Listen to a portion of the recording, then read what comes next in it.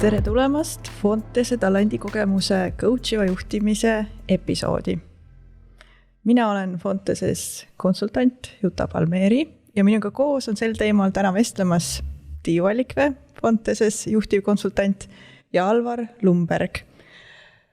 Kuidas siin siis kirjeldada, et sul on pikk kogemuste pagas, aga võib-olla kõige hilisem on siis Eesti idufirma Grünfin üks loojatest ja tehnoloogiajuht praegu ja oled ka pikka aega Wise'is töötanud. Nii on. Ja coachivast juhtimisest tõepoolest räägime. Mõne jaoks mõiste on juba hästi tuttav, mõne jaoks ilmselt vajab mõtestamist veel.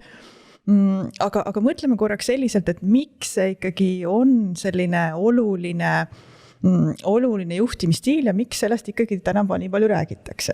No, me saame alustada kas või sellest, et selline käsuliinil põhinev juhtimine on ju ammu läinud, eks. Ja see on nüüd asendunud hoopis uute viisidega ja teine nüanss, mis mõjutab seda coachiva juhtimise tugevat pealetungi, on ju see, et see muutused, milles me praegu oleme, on ju normaalsus. Ja siis räägitaksegi sellest, et juht kui selle keskkonna looja või juht kui see, kes siis aitab areneda ja kohaneda selle keskkonnaga. Lihtsalt viskan õhku praegu ühe sellise mõtte või termini, kuidas sellest coachivast juhtimisest mõelda, eks. Aga ma võib-olla kõigepealt küsingi Tiiu sinu käest, et kas see tundub sulle loogiline, see seletus ja kas on mingisugune muu viis, kuidas seda coachivat juhtimist seletada?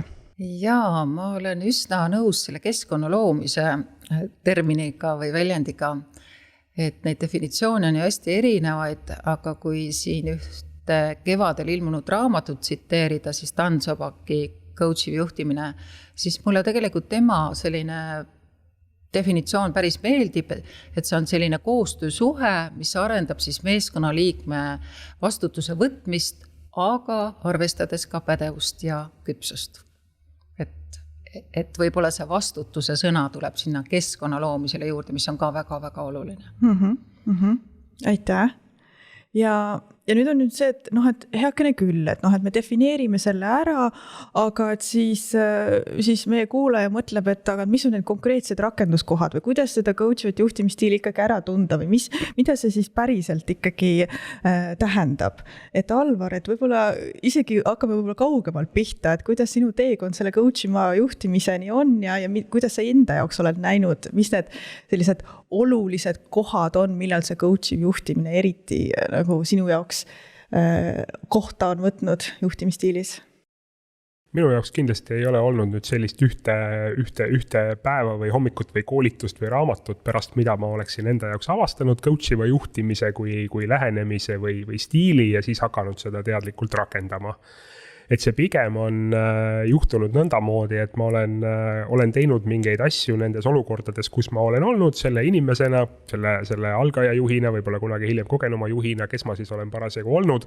Ja ühel hetkel rohkem aru saanud või teada saanud, et see vist siis nüüd ongi see coachiv juhtimine. Aga mis siis need eripärad nagu on või et mis see kontekst on olnud, siis ma arvan, et siin ongi kaks poolt, et millest üks on nagu see minu kui juhi eripära või isikupära ja mingid asjad, mingid tegevused ja mingi stiil, mis mulle sobib ja võib-olla mõned, mis vähem. Et see kindlasti on toetanud siis minu teed coachivaks juhiks saamisel, kes ma täna arvan, et ma pigem seda enne kõike olen juhina. Ja teiseks kindlasti on siis seal juures ka need erinevad keskkonnad, mis siis seavadki sageli ka ootusi, et eriti võib-olla see sama Wise'i kogemus on olnud väga ilmekas just selle pärast, et see on olnud keskkond, kus organisatsiooni kasv on väga kiire, hästi palju ongi teadmatust ja segadust, hästi palju ongi tahes-tahtmata vajadus selle järele, et inimesed saaksid ise hakkama. Ja just nagu Tiiu ütles, et siis sellest tulebki nagu see keskkonnaga kohandamise ja võib-olla nagu hästi, hästi kiiresti selle enesekindluse ülesleidmine inimeses, et ta siis saaks võtta nagu oma ülesande, oma valdkonna ja sellega siis purjetada kaugusesse. ahah, põnev, nüüd ühesõnaga sinu puhul on kokku saanud siis sinu endale sobiv see stiil, et see coach'i juhtimisstiil ongi sinule endale sobiv olnud ja teisest küljest siis ootused selles organisatsioonis on olnud ka sellised, et mitte midagi ei jäänudki üle, kui et tuligi seda coach'ivat juhtimisstiili ikkagi kasutada. Ja ma arvan, et seda veel kolmanda poolena toetas ka see, et minu ümber oli hästi palju inspireerivaid liidreid, kellelt nagu õppust võtta, et oli ka olemas nagu paar olulist eeskuju, et kellelt siis võib-olla nippe õppida ja tasapisi ka nagu näha, et mis on need asjad, mis siis selles keskkonnas töötavad minu peal ja need omakorda anda siis edasi oma inimestele. Aga Tiiu, et kui palju neid inspireerivaid liidreid siis selliseid juhte, eestvedajaid Eestis siis on, et kes sa puutud kokku koolitustel ja muud konsultatsioonides mitmete Eesti organisatsioonidega, et mis tasemel või kuidas selle coach'iva juhtimisega Eestis ikkagi on lood? On halvemini, on paremini ja kui mõelda siin viimastel aastakümnetel tehtud uuringud, siis kahjuks need uuringud kõik näitavad siiamaani, et Eesti juhtimiskultuur on endiselt direktiivne ja selline käsuliini pidi, kahjuks.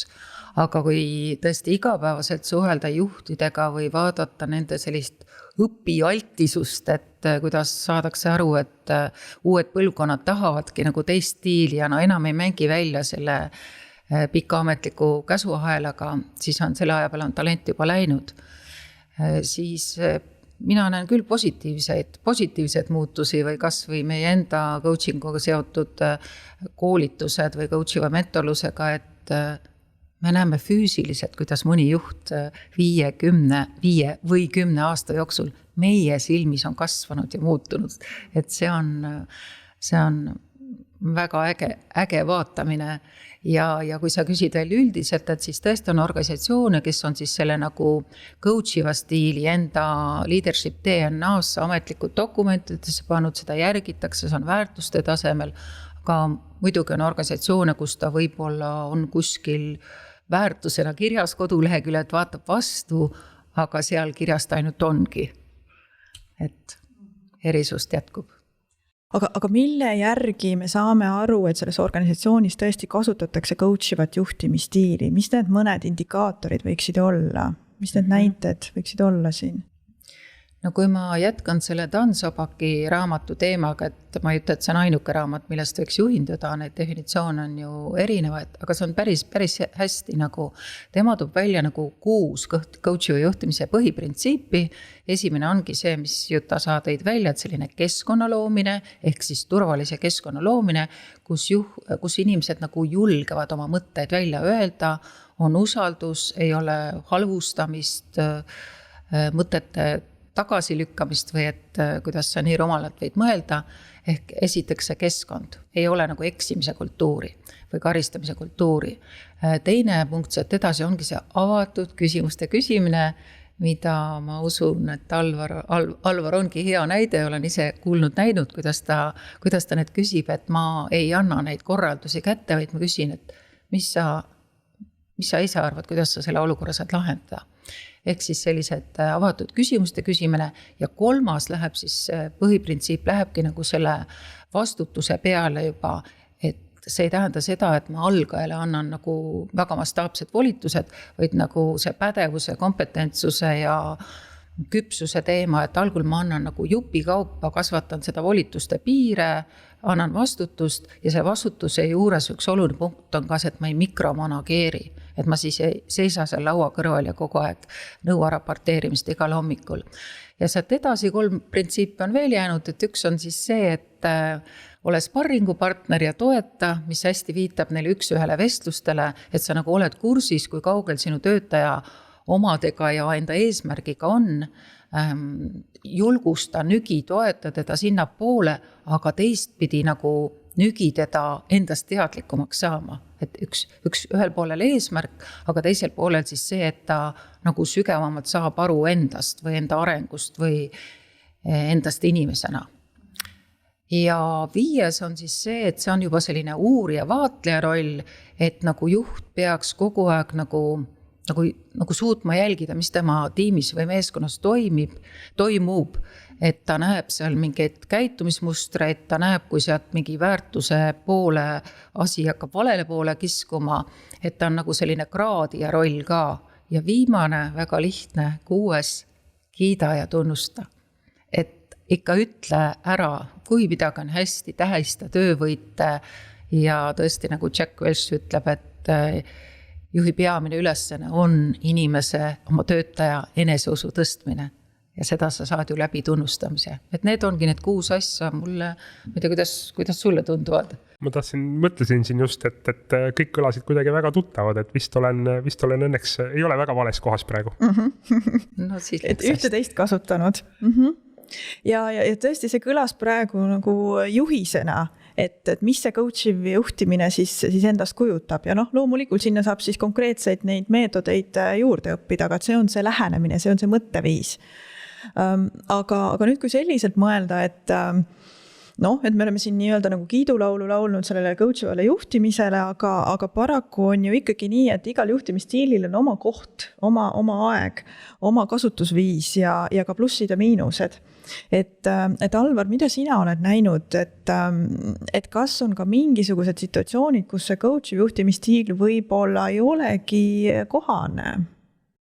Jaa, mul on enda kogemustest tuua, võib-olla tooksin 2 nagu erinevat näidet, et tegelikult ma ise tajun, et see koht, kus meil on alustav ettevõtte Grünfin omadega lihtsalt sellise organisatsioonilise küpsuse mõttes, on ka selline koht, kus saab kindlasti kasutada selliseid coachivaid elemente selleks, et sellele organisatsioonile nagu, hetkel on meid umbes 10+ inimest, et väga palju nagu polegi eriti, eks ju, ja kõik need sellised juhi alluva suhted või sellised liidi ja tiimiliikme suhted on nagu nii väga pehmed kõik, eks ole, ja on lihtsalt mingisugune ühine asi, mis on vaja nagu ära teha, et selles olukorras nagu ma ise küll tajun, et kui ma nüüd nagu liiga kuidagi prooviksin väga metoodiliselt läheneda sellele coachivale juhtimisele, et siis see tunduks kohmakas ja tõenäoliselt ka aeganõudev ja selline ebaefektiivne. Kusjuures seda tihtipeale tuuaksegi just välja, et mingis hetkes ta võib olla aeganõudev. Just ja samas ma ise sisimas usun, et sellel, et see tegelikult on investeering, eks ole, et eks see lihtsalt on igal hetkel nagu selle alternatiivkulu vaatamine, et millega me siin nüüd nagu koos tegeleme, kaasa arvatud siis nagu mina juhin oma inimestega, et mille peale me oma ühise aja kulutame, et täna me tihti pigem kulutame siiski selle igapäeva peale, sest me oleme koos ka mingi ühe õilse eesmärgi nimel juba kokku tulnud ja nii edasi, et me veel ei ole jõudnud võib-olla nagu sellesse kohta, et kus me saame nagu natukene rohkem tegeleda nagu siis vastastikku nagu teineteise kui inimestena ja selliste. Et praegu on sellist nagu praktilist paikapanemist kuidagi palju. Ma ütlesin, et lihtsalt selline väike alustav tiim, väike organisatsioon, et kindlasti on siin hästi palju olulisi kohti, mis puudutab seda sama nagu autonoomia ehitamist, seda enesekindlust kasvatamist ja need kõik on täiesti relevantsed, aga ma samas nagu ise tajun, et võib-olla see natukene puudutab ka minu enda kui juhi rolli ja see, milles mu igapäev seisneb, et kindlasti lisaks inimestega tööle on seal veel väga palju muid asju. Aga ma tervikuna nagu tajun jah, et võib-olla ei ole see et kus pigem nii-öelda on see koht, kus ma ise nagu võtan mingeid elemente nagu sellest, kui et nüüd tulen hommikul tööle ja olen nüüd see coachiv juht on ju. Just. Nii-öelda. Aga teine näide võib-olla on natukene sellisem konkreetsem ja elulisem, et mul on omal üks selline päris sihukese, ma ütleks nagu sügava väärtuskonflikti tuvastamisega lõppenud kaasus pagasis,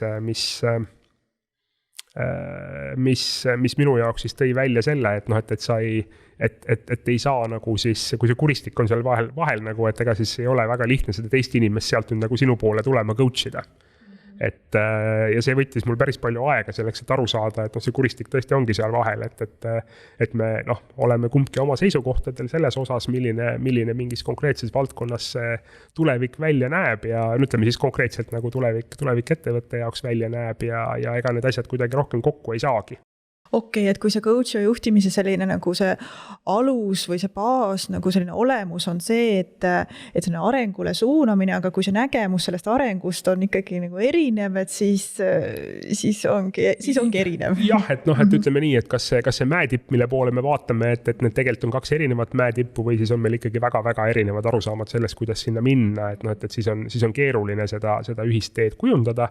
Aga kui natukene nüüd, see on võib-olla hea koht, et kuidas ka mina mõtestasin seda olukorda pärast enda jaoks, et tegelikult kui siis vaadata nüüd sellest konkreetse organisatsiooni kontekstist väljapoole, siis kui vaadata nüüd nagu 2 inimese omavahelist suhtlust ja mingisugune tõdemus on ju, kuhu me siis kumbki jõudsime, et mina õppisin midagi sellest ja teine inimene siis, ütleme, mu töötaja sai ka aru, et ongi see, et ta väga tahaks seda asja teha, mis me teeme, aga meie ülejäänud nii-öelda lähme natuke teist teed.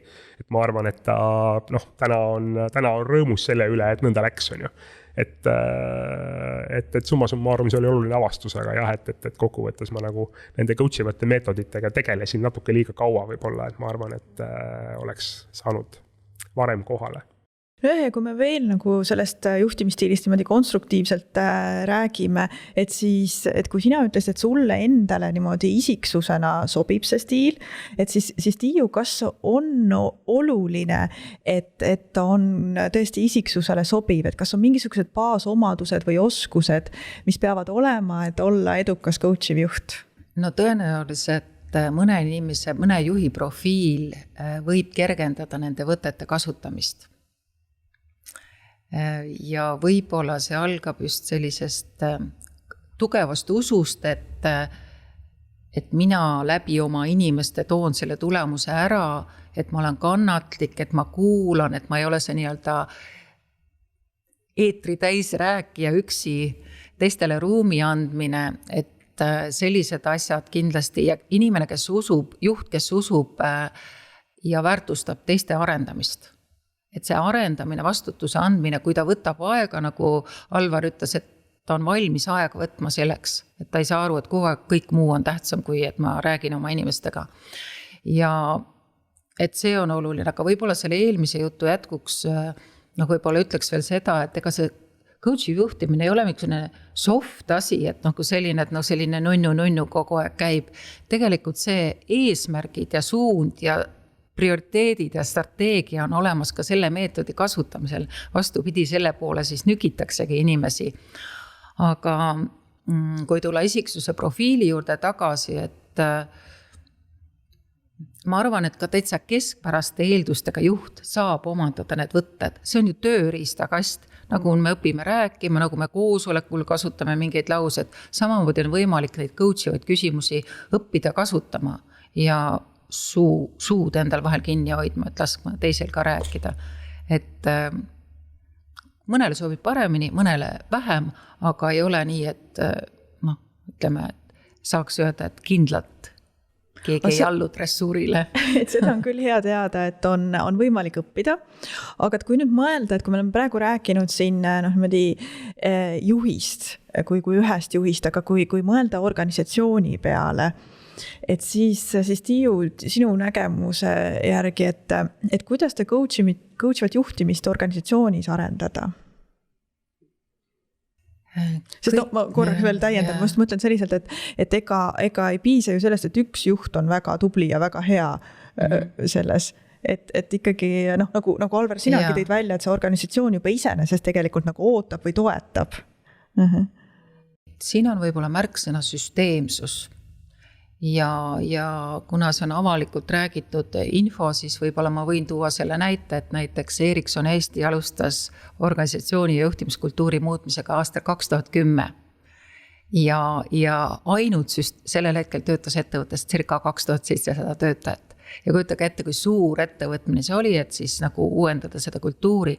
Kõik juhid läbisid lühikese koolituse, coachi juhtimine 1,5 päeva, kus nad said tööriistu, ükskõik mis keeles nad õppisid, nad said selle kogemuse kätte sealt.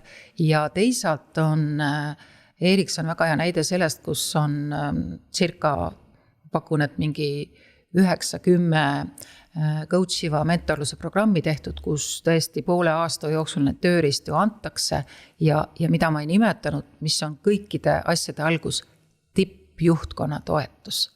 Sest ilma selleta ei tule mitte midagi, kui keegi kuskil vaikselt hakkab tegema. Ma ei tea, Alvar, tahad sa kommenteerida, et see juht ja see pea on nii oluline ja see tema eeskuju? Ma ei kujutaks küll ette jah, et ma oleksin saanud tunda ennast hästi nagu enne öeldud loomu poolest sellise coachiva stiilis juhina, kui minu enda juhtija ja ettevõtte juhtkond ei mõtleks kaasa, eks ole, et me teeme kõiki läbi inimeste, me teeme kõike läbi autonoomia ja just nimelt siis nagu sellise põhjaliku ja lõpliku delegeerimise, eks ole, et jah, tõepoolest, et muidu oleks seda keeruline ettegi kujutada vist, et muidu siis see vaene juht on ju, kes seal üksinda peab üritama siis kuidagi teistmoodi, et tal on väga suur koormus siis kohandada neid kahte asja. Kuigi sa ennem ütlesid, et sul ei tule meelde sellist, et ei ole ühte konkreetset hetke, mis sind oleks nagu arendanud sinna coachi juhtimisstiili kasutamise suunas, aga äkki ikkagi tuleb mingisugune selline hetk meelde, mis sind eriti on toetanud? Ja neid hetki, mis on nagu toetanud ja mõneti ka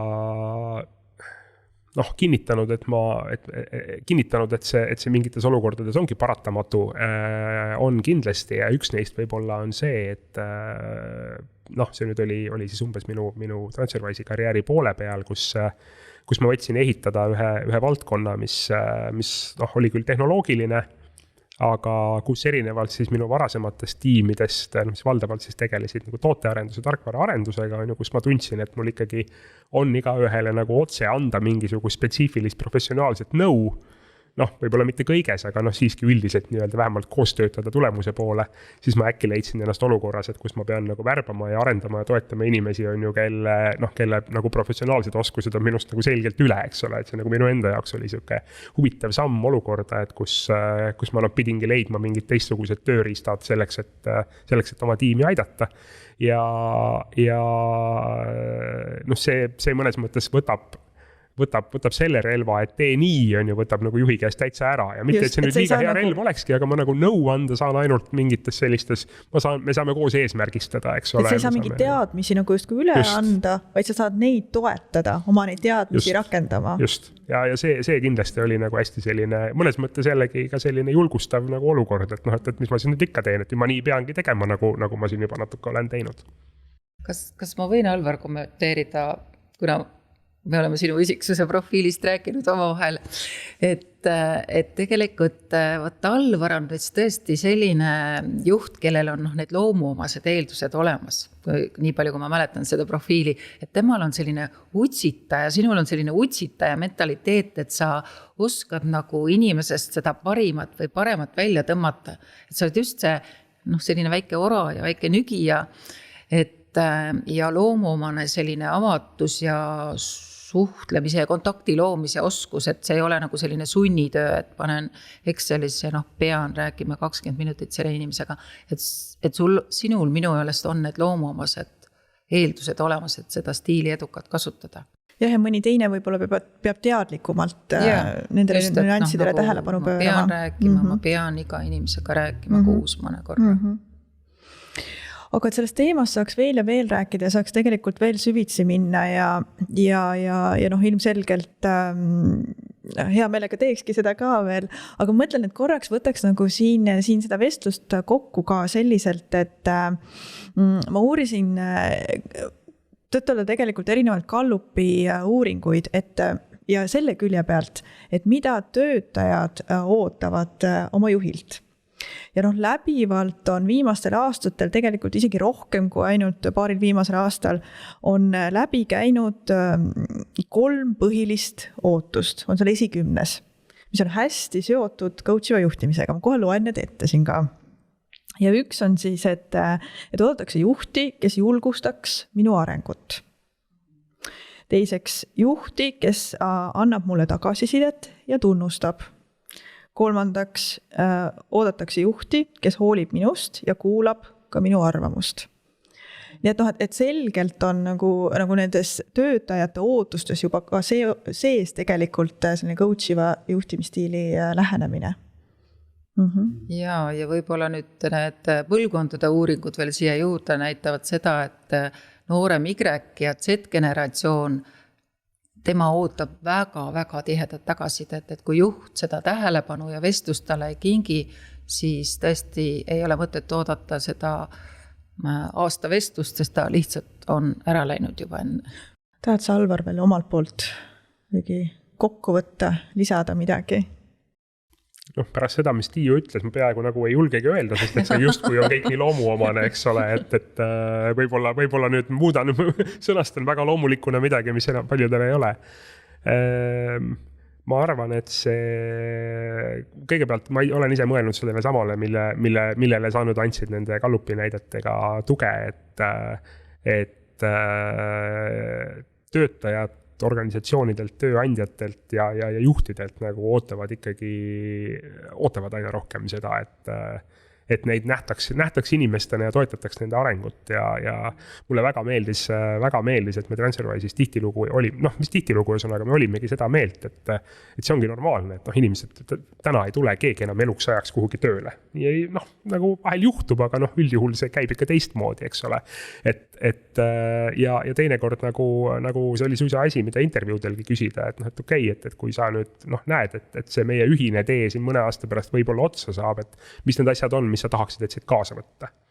Ja see küll oli rohkem võib-olla selline selline väärtuste ja mõtteviisi kontroll, aga ka edasi seal siis nagu selle oma juhiga, need on kõik teemad, mida saab siis koos nagu arendada, et mis siis lõpuks ongi ilusam, kui need isikliku arengu eesmärgid ja ettevõtte eesmärgid omavahel võimalikult joondu ajada. Ja selleks ma usun, see coachiv stiil töötab väga hästi. Absoluutselt, väga hästi kokku võetud. Aitäh teile selle vestluse eest! Aitäh!